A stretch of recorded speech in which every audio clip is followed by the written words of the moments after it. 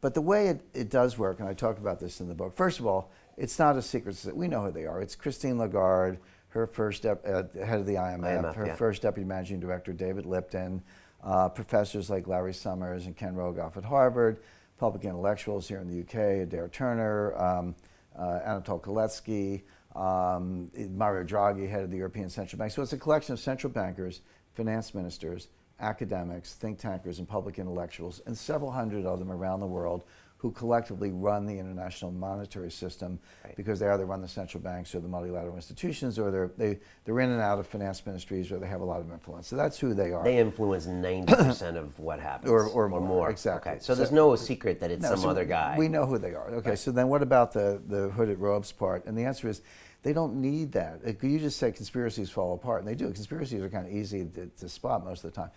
It's more the case that they're like-minded individuals. They don't need top-down organization because they all agree with each other. They all went to the same schools.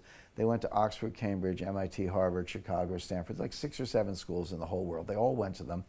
In many cases, they were each other's PhD thesis advisors. You know, Stanley Fischer is the vice chairman of the Federal Reserve, former MIT professor, a little older than the rest. He was slamming my alumnus here.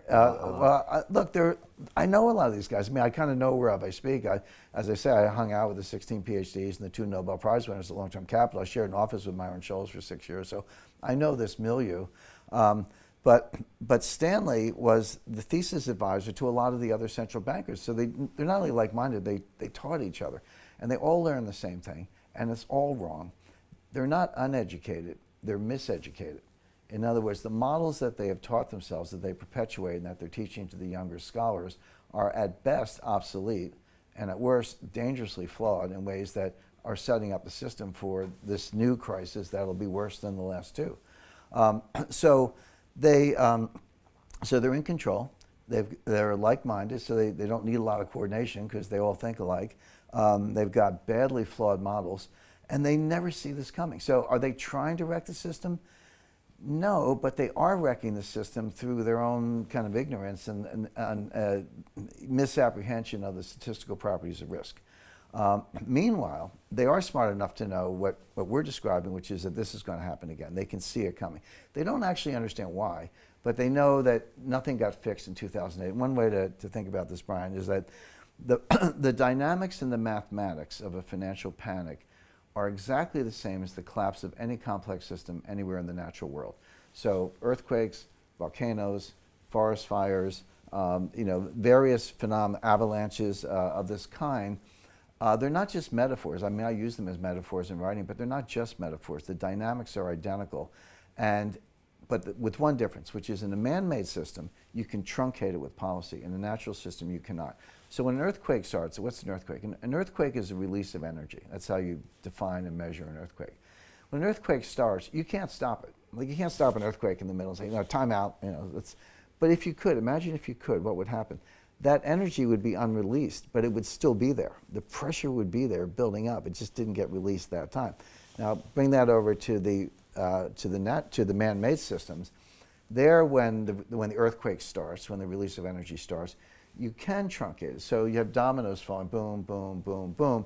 You know that the last one's going to fall unless they drop a steel wall between 2 dominoes. Now the domino hits when the next one doesn't fall. That's what they did in September of 2008. Right. They dropped a steel wall between Lehman Brothers and Morgan Stanley didn't fail, but because they guaranteed every bank deposit, money market fund, and currency swap in the world. When they should have let it fail, or nature would have let it fail? Well, they should have let it fail. Now, I don't think we should have allowed ourselves to go into something worse than the Great Depression. There was a solution on the table that they never pursued because of cronyism. See, now we're getting into the gangster side of it, the cronyism side.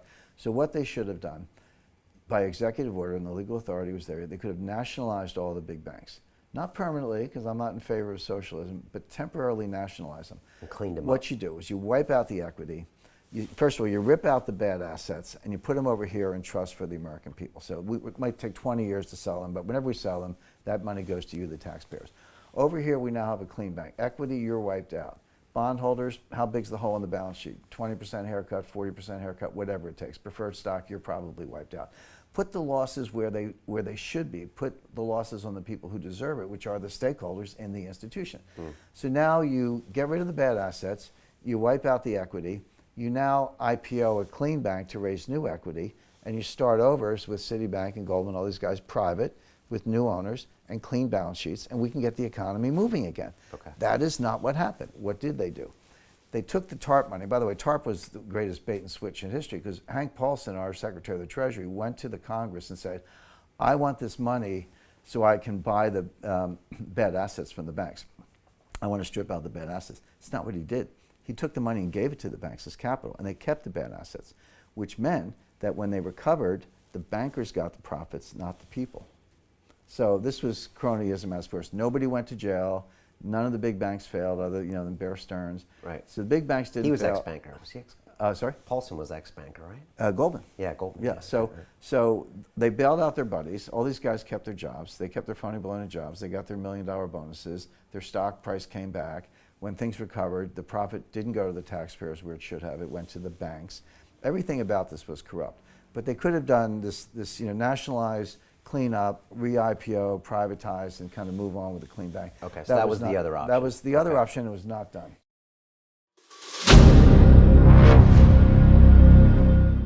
I'm looking for partners, collaborators, colleagues who want to join forces with me around the globe and create real value, generational wealth, and financial freedom for everyone else around the world. Get involved in the cryptocurrency markets, get involved in the NFT markets. This is your moment. Life all comes down to a few moments. Don't let this pass. Now it's not too late. Next year's going to be too late. Ultimately, this is about freedom. That's the way I see it. This is about giving power back to the people and enabling billions of people worldwide to use the financial markets to improve their lives and those of their friends and their families and their communities. Honestly, I think it's a violation of human rights not to allow people basic access to financial services. Because right now people are being kept in the dark, they're being robbed of education, and it's a travesty. And so I'm looking for people that want to join me and be a part of this solution. And that all happens inside the DeFi Academy. The gains my students are making are absolutely amazing. Double, triple digit gains in the first month alone. That's amazing. This will change your life. Now is the time to get involved. I'm going to tell you exactly how my students in my academy made money in the last 30 days. I'm talking about real trading results. And let me just whet your appetite a little bit. Let me hit you with some numbers. I'm talking Brendan from New Zealand is up 68.77% on the month.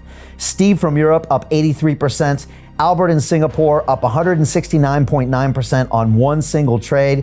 I got Susan up 153% on her call options alone, also rocking 139% returns and 442% returns as well on individual trades. These are people that are changing their financial future in the last 30 days, but it's based on trading discipline. I've graduated over 500 students from inside my academy from over 54 countries around the world. It's amazing. When it comes to crypto, DeFi, and blockchain, we love this space. We truly believe it's the future. This is down to our core. It's authentic to what we're doing, and everybody can tell through the camera because you can't make this stuff up.